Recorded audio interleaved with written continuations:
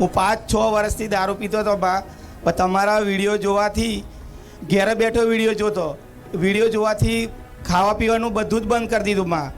પછી મને અહીંયા આવવાની પ્રેરણા થઈ એટલે મેં માં તમને અરજ કરી કે તું માં તારા સાનિધ્યમાં લઈ જા. તો મેં 5 રવિવાર ભર્યા, પછી 2 રવિવાર વચ્ચે નહીં આવ્યો. આજે 8મો રવિવાર થાય છે માં. બધું ઘરમાં સુખ શાંતિ થઈ ગઈ.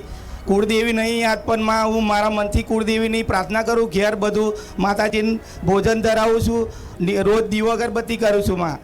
અને મારા ગામની અંદર બધાનું કહું છું કે તમે જિંદગીની અંદર તમારા ઘરમાં માંસ મટન જો ગાલશો તો જીવનની અંદર સુખી નહીં થાવ માં. એવું હું બધાને કહું છું. આજે મારો એક ભાઈબંધ પણ મારી જોડે લઈને આવ્યો છું.